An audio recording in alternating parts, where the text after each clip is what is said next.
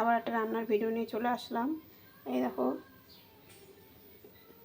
এটা যেন মধু ভোলা না কি ভোলা বলে, যাই হোক এই ভোলাটা রান্না করবো শুধু লঙ্কা বাটা দিয়ে আর কালো জিরা সম্বাদ দিয়ে, আর নামানোর আগে ধনে পাতা দেবো, আর কিচ্ছু দেবো না।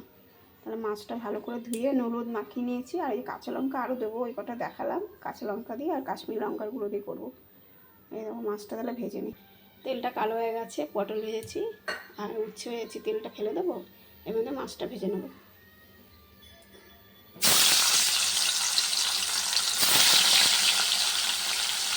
পটল ভাজলে তেল কালো হবে। এরকম এক পিঠ মাছ ভাজা হয়ে গেছে।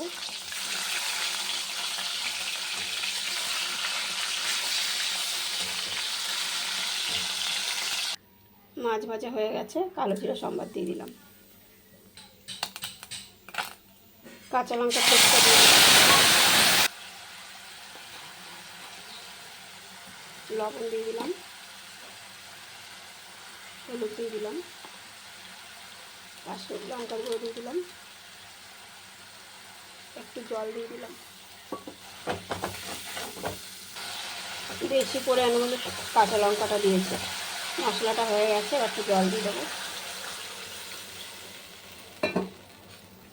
ঝোলটা ফুটে গেছে, দেখো মাছগুলো একটু হালকা কড়া করে ভেজেছি, এবার মাছগুলো দিয়ে দেবো। এই দেখো মাছগুলো দিয়ে দিয়েছি, এবার ফুটে নিই, তারপর নামানোর আগে ধনে পাতা দিই। এই দেখো বন্ধুরা, একটু চিনি নিয়ে নিয়েছি, চিনিটা দিয়ে দিলাম, আর এই দেখো অনেকটাই ধনে পাতা নিয়েছি, একটু পুরোটা দিয়ে দেবো। মাছের ঝোলটা হয়ে গেছে, নামিয়ে নেবো।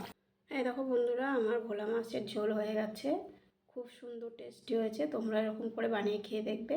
সবজি দিলাম না, কেননা ছেলে এই মাছ খায় না, আমরাই খাবো। সবজি দিলে স্বাদ লাগে না, সবজি ছাড়া করলেই বেশি টেস্টি হয়। তা তোমরা অবশ্যই কিন্তু রান্না করে খেয়ে দেখবে। আর আমার রান্নার ভিডিওটা কেমন লাগলো কমেন্ট বক্সে জানাবে, একটাতে শেয়ার করে দেবে।